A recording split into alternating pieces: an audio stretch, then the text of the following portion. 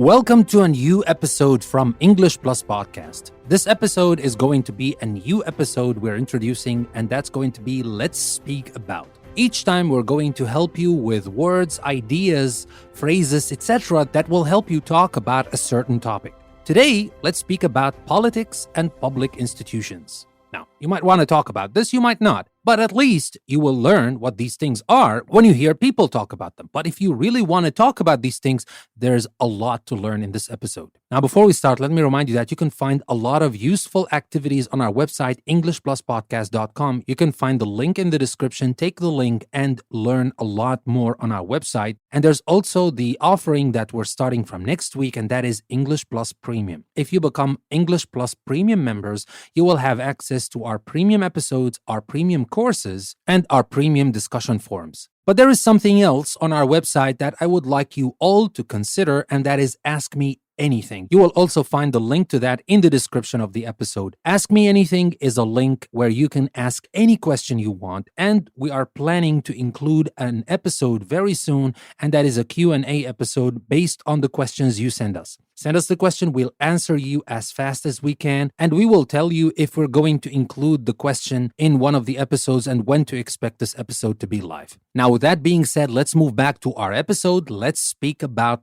politics and public institutions. Now, the first thing you might want to use or you might want to talk about is the types of government. What types of government are usually out there? If you want to talk about types of government, you might want to talk about a republic. A state governed by representatives and usually a president, like the USA, like France, that is a republic. Or you may talk about a monarchy, a state ruled by a king or queen, like Sweden, or a federation, a union of political units or provinces under a central government. That's also like the USA, because, we have the federal government and we have the state governments. So that is also a federation. It's a republic and a federation. When you talk about types of government, you can talk about democracy or dictatorship. What's the difference? Now, democracy is the government of, by, and for the people.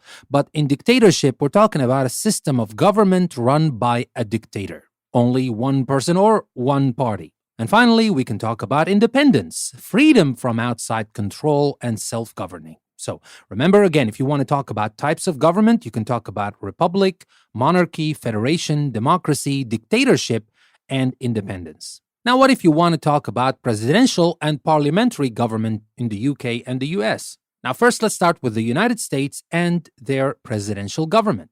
The powers of the president and the legislature, which is the Congress, are separate. These branches of government are elected separately. When we talk about elected, that's a very important word you might want to use when you want to talk about these things. Elected means be chosen by vote. The president is elected for a 4-year term and can appoint or nominate high officials in government, including cabinet members and federal judges. So here the president can appoint, can decide who to give a position of authority to. The president leaves a major party, usually but not always the majority party in Congress. When we talk about the majority party, we're talking about a political party which won the most votes. Congress consists of 2 houses, the House of Representatives and the Senate. If you want to talk about the United States and its presidential government, you might use some of these words I mentioned here to add to your conversation. Let's speak about politics and political institutions. That's one of them. Now let's talk about the United Kingdom's parliamentary government.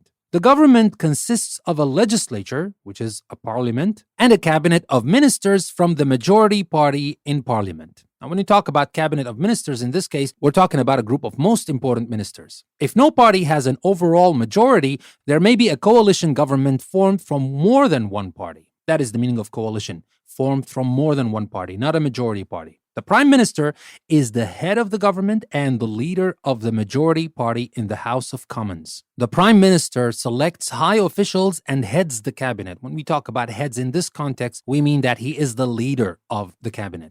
Parliament consists of 2 chambers, the House of Commons and the House of Lords. MPs are members of parliament elected from each constituency to the House of Commons.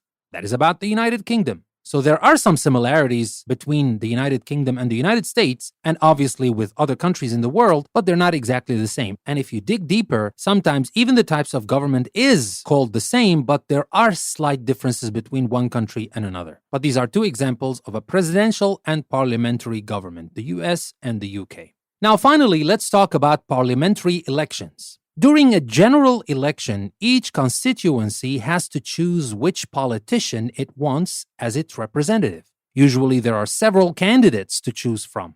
There's no just one candidate. You choose one candidate out of all the candidates to become the elected official for whatever post you're electing this official for. These candidates are all standing or running for parliament. So here I want you to pay attention of how we use these expressions. When we want to talk about candidates, what do candidates do? They run for parliament or for something else, but they run or stand for parliament. Maybe run is the more common, but you can also say stand for parliament or run for parliament. They present the policies, and that is their party's plans. On polling day, every adult goes to the polling station and casts a vote. That's the polling day, the election day. On polling day or election day, every adult goes to the polling station and casts a vote by marking a cross on their ballot paper. The ballot paper is this paper where you get to choose and you put it in the ballot box. The candidate who gets the majority of votes wins the seat. If the vote is very close, the constituency may be referred to as a marginal seat. Now, with that being said, these are the topics that I wanted to help you with today. But before I leave you, let me talk about a couple of words that we can use as verbs, nouns, and abstract nouns, just for you to know how we use these words. Now, the first word is rule. Now, we say rule as a verb. If we want to talk about the person and the noun, obviously, we say ruler. And the abstract noun of the verb rule is rule, the same. What about govern? Govern is a verb. If we want to talk about the person, we say governor with OR at the end, not ER, governor. And the abstract noun is government. What about president? That's the person, right? The verb is preside. But usually when we use preside, we say preside over, and we usually use that in courts of law. We don't usually use that when we want to talk about presidents. But president comes from preside, and as I said, preside over. And the abstract noun from preside and president is presidency. We also have represent. Represent is a verb, representative is the person, and representation is the abstract noun. And finally, we have elect, that is the verb. We have the elector with OR, again, not ER, or we have the electorate. And the electorate is different from the elector.